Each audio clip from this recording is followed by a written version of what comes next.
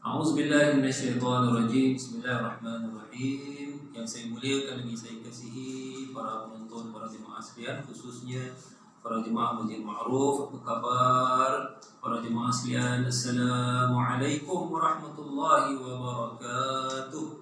Alhamdulillah, kita bersyukur kepada Allah Subhanahu wa taala dapat bersama-sama kita sekali lagi melalui online kita punya ceramah kita. Alhamdulillah, wassalatu wassalamu ala Rasulillah wa ala alihi wa sahbihi wa man wala.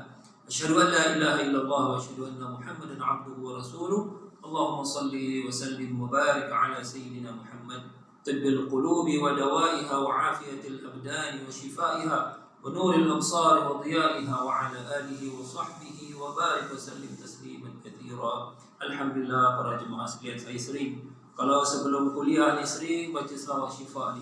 Selawat mudah-mudahan dengan berkat selawat, dengan berkat Rasulullah SAW diberikan kesihatan penawar bagi penyakit lah, insya-Allah. Ni pun sekarang zaman dah macam-macam penyakit. Ini sekarang Covid, sebelum ni penyakit Zika, sebelum ni masalah nyamuk lain lagi.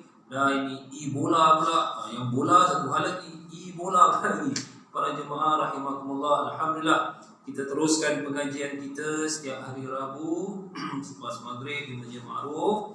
Tajuk yang mana kita dah biasalah ni, insya-Allah amalan dijamin ke syurga oleh Rasulullah sallallahu alaihi wasallam. Minggu lepas atau minggu kita bincangkan di mana disusun buku ini untuk menerangkan kelebihan umat Rasulullah sallallahu alaihi wasallam dan juga menerangkan bagaimana Rasulullah memberikan khabar gembira kepada umatnya. Mana jangan putus asa, insya-Allah ada amalan-amalan, insya-Allah kita teruskan, kita usaha dengan niat Allah terima amalan kita. Mudah-mudahan kita ke syurga bertemu di sana, amin ya rabbal alamin. Para jemaah, para hadirin rahimakumullah, khususnya jemaah Masjid Ma'ruf kita yang saya kasihi, lama tak jumpa. Insya-Allah kita bertemulah nanti. Kita pada malam ini kita bicarakan, ini Ramadan pun dah menjelang tiba, dah nak dekat dah. Kita ketuk Ramadan ni.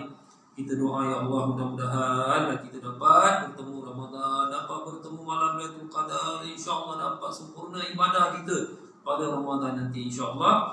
Jadi sesuai dengan tajuk Ramadan ni pun, Ramadan ni satu bulan yang mana insya-Allah menjadikan perut kita pun masya-Allah, mana apa ni, dapat kita puasa, dapat bersihkan perut kita, dan puasa juga Ramadan ni membersihkan hati. Pasal apa? Apabila makan kurang, nafsu pun dapat dikawal. Makna yang nafsu dapat dikawal akan melahirkan cahaya dalam hati. Perasaan kita menjadi lembut dan mudah menangis. Dan ini satu perkara yang mana selalunya orang perempuan yang mudah menangis, orang lelaki susah dan menangis, sedangkan menangis kerana Allah Subhanahu wa taala. Menangis takut kepada Allah Taala, satu perkara yang mana akan dijauhkan daripada azab neraka. Jadi ini sesuai dengan Ramadan pula. Mudah-mudahan insya-Allah kita berpuasa, malam kita bertarawih, kita baca Quran, mudah-mudahan melembutkan hati kita dan mudah-mudahan kita dapat menangis. Tak apalah, setahun sekali pun tak apa. Ada orang kata setahun sekali, semua hidup pun tak pernah menangis.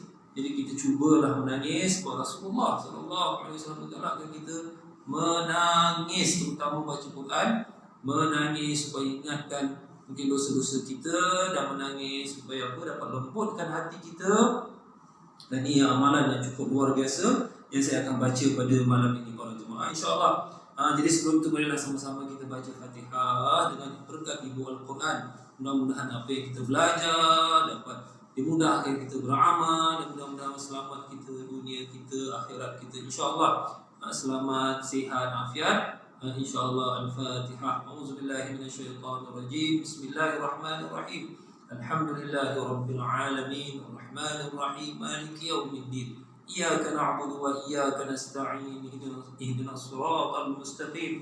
Siratal ladzina an'amta 'alaihim ghairil maghdubi 'alaihim waladdallin. Amin ya rabbal alamin. Alhamdulillah. Saya baca di sini ya. Muka surat 99 kita ulang kaji lah. Sebelum ni pun kita dah belajar, dah habis separuh buku ni kita baca. Kita ulang kaji satu tajuk yang cukup luar biasa.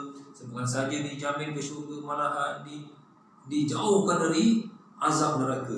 Muka surat 99, iaitu hadis keempat, tidak akan masuk neraka orang yang menangis disebabkan takut kepada Allah Ta'ala.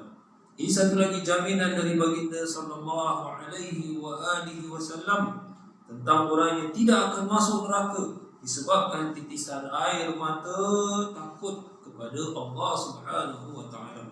Bermakna jika seseorang itu tidak dimasukkan ke neraka, maka tentunya tempatnya adalah syurga, di dalam syurga.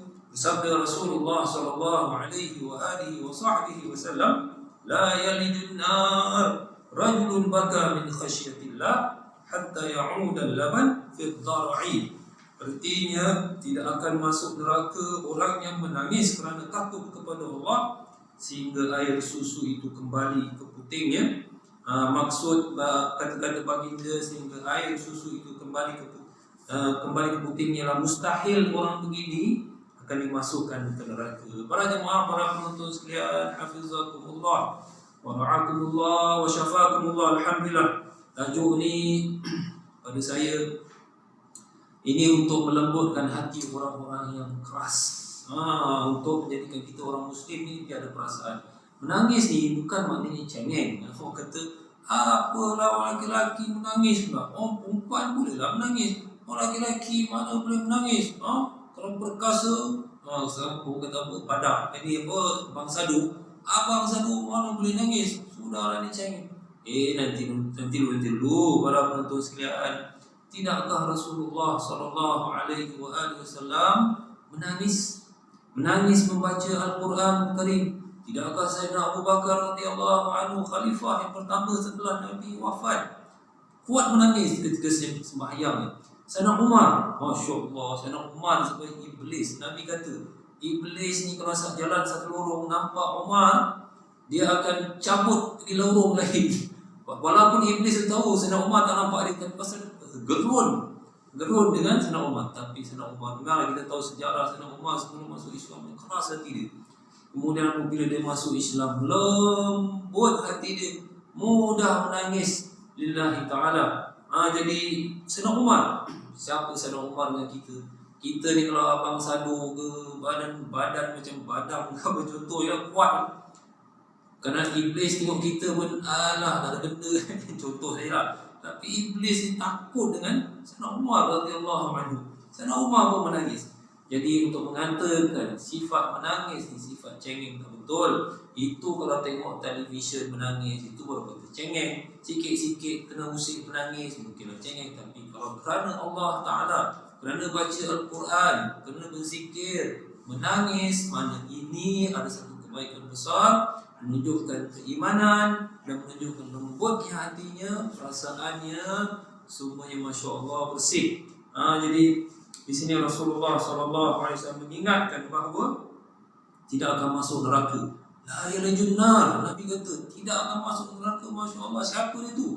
Orang yang menangis takut kepada Allah Ta'ala sehingga kan susunya balik kepada puting. Mana ada susu pada perah, susu lembu, perah rasa balik ke puting? Mana ada? Mana mustahil orang yang menangis kerana Allah Ta'ala akan masuk neraka. Masya Allah, ini satu jaminan daripada Rasulullah SAW. Satu lagi hadis yang cukup menarik, ainani la tamassuhuma an-nar, ainun bakat min khasyatillah wa ainun batat tahrusu fi sabilillah. Dua mata yang tidak akan tersentuh oleh api neraka, mata yang menangis kerana takut kepada Allah Ta'ala, dan mata yang tidak tidur kerana berjaga mengawal di jalan Allah, orang berjuang fisabilillah. Sebab orang berjuang fisabilillah ni kadang-kadang di malam-malam ni dia mesti ada 2-3 orang ni, dia dilantik mungkin bangun pukul 12 malam sampai pukul 1 malam. Ada 2-3 orang jaga dia punya tempat-tempat ni, orang-orang yang tidur, orang berjuang fisabilillah, sampai pukul 1 pagi tidur, ganti pula orang lain, kejutkan 2-3 orang ni, jadi pengawal pula tempat orang-orang yang tidur tu, orang yang berjuang fisabilillah. Ini maknanya batat tahrusu fisabilillah, mata-mata yang mana menjaga, mengawal, binting orang-orang Islam ketika malam-malam tu. Jadi para penonton, para jemaah sekalian rahimakumullah, tidak akan ditimpa ataupun tidak terkena azab neraka orang yang matanya macam itu, menangis lillahi ta'ala dan mata yang menjaga mengawal lillahi ta'ala. Jadi mungkin ada yang bertanya ni kadang-kadang ada orang timbulkan persoalan, macam mana pula kita ni disuruh takut, menangis takut kepada Allah, sedangkan kita juga disuruh cinta kepada Allah. Ini pun ada orang persoalkan. Saya ingat dulu ada seorang hamba Allah, dia menceritakan ada seorang orang yang dia nak masuk Islam. Masya Allah, ni satu perkara yang cukup luar biasa. Dia ni nak masuk Islam, dia baca pasal Islam, pasal Al-Quran, pasal sejarah, dia amat tertarik. Cuma ada satu perkara ni menyebabkan dia nak masuk Islam, dia tak jadi masuk Islam. Dia kata kalau siapa boleh jawab benda ni, dia akan masuk Islam. Jadi dia tanya, kebetulan pula yang dia tanya tu, dia dah banyak tanya orang lah, mungkin jawapan tak memuaskan. Dia tanya hamba Allah ni pula. Jadi hamba Allah ni saya kenal lah. Dia tanya berkenaan saya nak masuk Islam, cuma satu soalan ni saya tak faham dia. What you mean you don't understand? Dia orang nak masuk Islam bilang. Dia kata macam mana kita ni suruh cinta kepada Tuhan. Tuhan ni mencintai hamba-hambanya, Tuhan mencintai makhluknya. Kita cinta kepada Allah, betul? Okey. Tapi kenapa kita perlu takut kepada Tuhan? Macam mana pula kita disuruh cinta, lepas tu kita suruh takut? Macam tak kena, takut cinta macam mana? Jadi hamba Allah ni, Masya Allah, dia jawab okey pula tu. Dia kata macam gini sajalah, macam dengan mak kita yang dah tua, macam dengan nenek kita juga. Ambil contoh nenek kita lah. Mungkin mak kita dah dah tak ada nenek kita, umur dah 80 tahun, dah tua dah contohnya, 75-80 tahun. Kita pula badan umur 20 tahun, Masya Allah, badan besar. Nenek pun kita nak keluar ni, nak keluar pukul 7 malam, nenek umur 80 tahun, kita sayang dengan nenek kita umur 80 tahun. Tapi dia masih bercakap, dia kata, Man, kau nak pergi mana ni malam-malam? Man nak pergi jumpa kawan. Man, jangan lupa pukul 10 malam mesti balik. Boleh pukul 10 malam balik. Okeylah nenek balik. Jadi apabila dia keluar pukul 10 malam, dia nak balik, kawan dia cakap, kau 10 malam lah, takut dengan nenek kau ni, apa 10 malam lah, tak payah balik lah. Kawan dia kata, tak, aku balik. Sebab maknanya dia nak balik tu takut, bukan takut pada nenek umur apa dia takut, cuma takut cinta, kasih sayang. Mana kita dengan mak kita lah, kita dah mak kita balik, kita balik tu taat dan takut dan cinta tu. Mana nak faham maksud cinta, takut, taat, macam itulah dengan Allah Subhanahu Wa Taala. Sedangkan kita mungkin umur 20 tahun, mak kita dah tua, nenek kita dah tua, tapi tetap kita balik juga jam 10 malam tepat. Nenek kita pun happy, kita pun happy. Kita takut nenek kita marah, tapi itulah takut cinta namanya. Macam anak kecil, kalau dipukul anak nanti anak tu peluk kaki mak dia. Ma, tolong man, dia peluk kaki mak dia tu. Maknanya dia apa? Dia sayang, maknanya dia takut tapi dia sayang mak dia. Macam itulah para penonton sekalian. Kita ini akhirnya apa dia jawab? Besok-besok orang yang tadi tak ada jawapan akhirnya masuk Islam. Masya Allah, ini satu perkara yang cukup luar biasa. Yang satu pertama. Yang kedua, ada orang kata macam itu jugalah. Ini orang Islam kan yang kata kita sepatutnya hanya cinta pada Allah, jangan takut pada Tuhan. Cinta pada Allah saja, apa takut? Ini pun tak betul juga. Pasal dalam Al-Quran itu menyebut innama yakhshallah min ibadihi ulama. Sesungguhnya orang-orang yang para ulama yang takut benar-benar kepada Allah. Maksudnya takut di satu perkara yang perlu ada kepada seorang mukmin. Macam khasyah, khauf, wala yakhshawna ahdan illallah. Maksudnya kita perlu takut kepada Allah. Jadi jawapan senang inilah, cinta ni perlu ada takut juga. Kalau kita ada cinta, tak ada macam dengan mak kita, dengan bapa kita, dengan nenek kita tadi lah. Maknanya kita takut kerana apa? Kerana cinta dan sayang kepada mak bapa kita. Ini perkara yang kita kena faham. Baik, seterusnya berkenaan tajuk ni, menangis kerana Allah Subhanahu Wa Taala.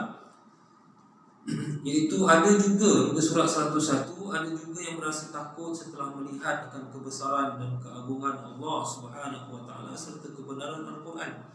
Cuma yang setinggi-tinggi takut ialah takut orang yang cinta kepada Allah jika ada melakukan kesalahan kepada yang dicintai. Sebab itu orang-orang soleh sentiasa takut walaupun mereka telah lama beramal soleh dan taat kepada Allah sehingga sampai ke darjat wali Allah.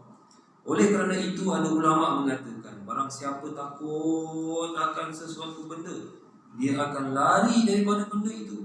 Akan tetapi barang siapa yang takut kepada Allah, dia akan lari mendapatkannya, iaitu Allah Ta'ala. Subhanallah, inilah takut orang yang cinta kepada Tuhannya. Ibarat seperti seorang anak kecil yang takut akan kemarahan ibunya, lalu memeluk ibunya kuat-kuat sambil menangis-nangis kerana cintakan ibunya. Inilah erti takut dan cinta kepada Allah Subhanahu wa Ta'ala. Sebab jadi menangis ni para penonton sekalian, terutama untuk kaum lelaki lah. Makna kita ni walaupun memang orang lelaki ni memang susah nak menangis, tapi kalau dia menangis tu, itu menunjukkan kejujuran dia, keikhlasan. Orang perempuan kalau menangis kita tak faham. Kadang-kadang bukan menangis pasal apa, pasal kadang tengok televisyen pun boleh menangis. Tengok kan pasal menangis ni, sedih tengok cerita Melayu contohnya, orang perempuan pun tak menangis. Kadang-kadang tak dapat rantai kapal tu emas tu, Masya Allah, mana nak cari emas rantai kapal, menangis. Contohnya lah. Kadang tengok filem Hindustan 3 jam boleh menangis. Kita orang lelaki-lelaki tengok pun nak buang kata air mata, air liur. Maknanya mudah orang perempuan menangis. Jadi kita nak faham menangis perempuan. Tapi kalau lelaki-lelaki ni kalau dia menangis, Masya Allah, menunjukkan kejujuran, betul-betul nangis tu hati dia lembut. Jadi kalau ada orang lelaki-lelaki dan juga orang perempuan lah, kalau menangis lillahi ta'ala, Rasulullah jamin tadi tidak akan disentuh dengan api neraka, dan malahan bukan saja itu, dan tidak akan masuk neraka, mustahil dia akan masuk neraka. Cuma kita fokus di sini ialah menangis lillahi ta'ala. Pasal menangis ni ada macam-macam sebab. Maknanya kadang-kadang saya kasih contoh lah, kerana antaranya juga orang meninggal dunia. Mungkin kalau mak kita, orang tersayang lah, orang yang kita sayang meninggal, nangis.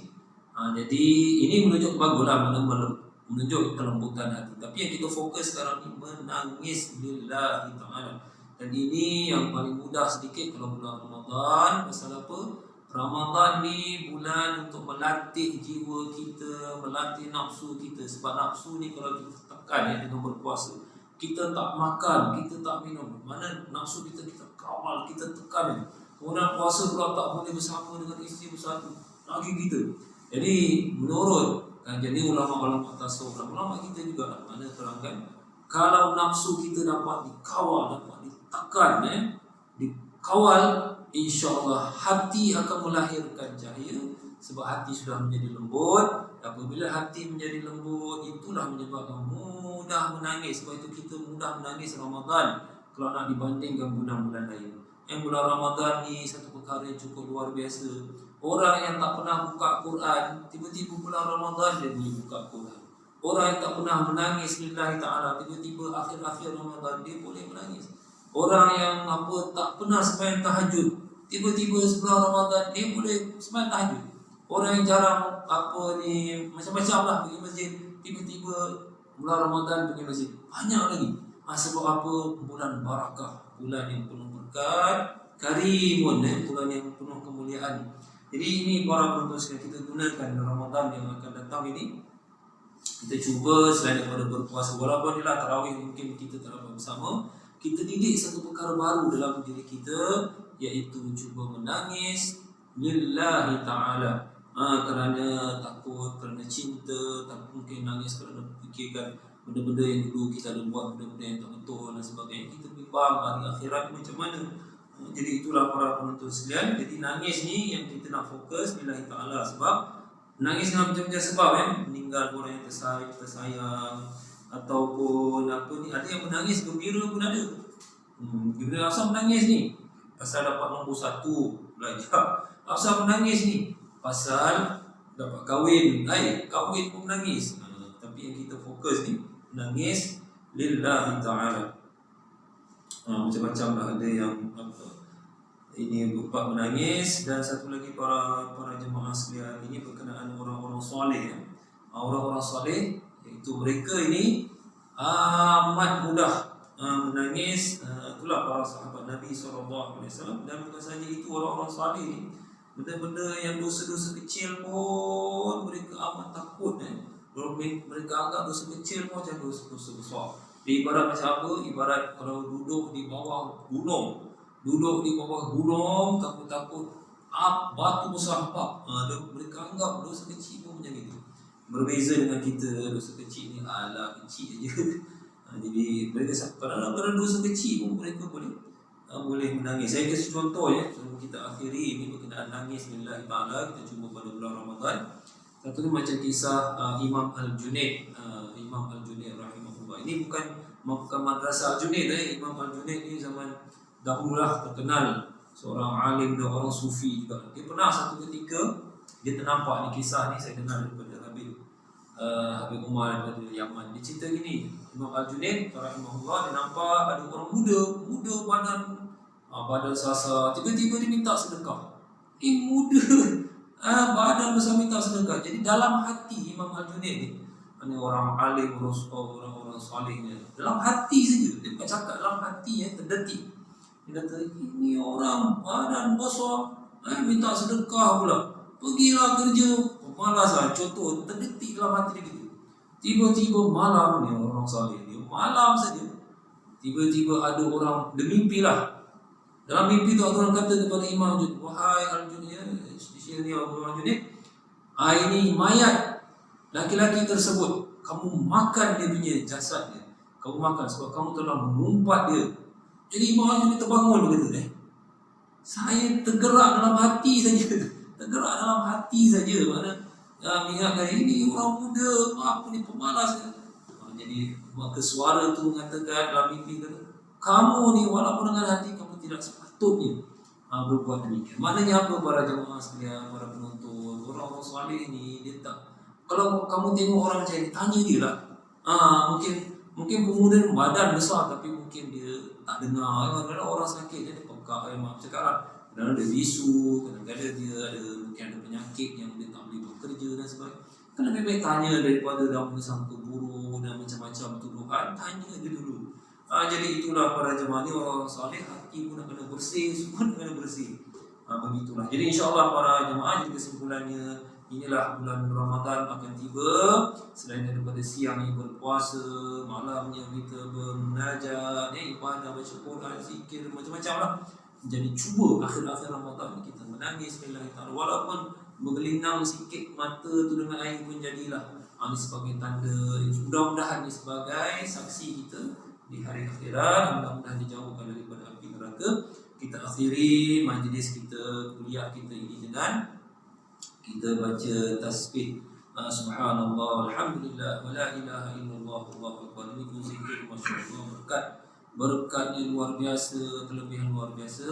Kita baca sama-sama insya-Allah. Auzubillahi minasyaitonirrajim. Bismillahirrahmanirrahim. Subhanallah walhamdulillah wa la ilaha illallah wallahu akbar wa la haula wa la quwwata illa billahil aliyyil azim. Subhanallah walhamdulillah wa la ilaha illallah wallahu akbar wa la haula wa la quwwata illa billahil aliyyil azim. Subhanallah walhamdulillah wa la ilaha illallah wallahu akbar wa la haula wa la quwwata illa billahil aliyyil azim. Subhanakallahumma wa bihamdika asyhadu an la ilaha illa anta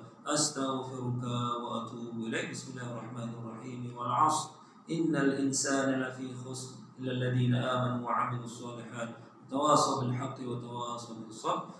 Walhamdulillahi rabbil alamin. Wassalamu alaikum warahmatullahi wabarakatuh.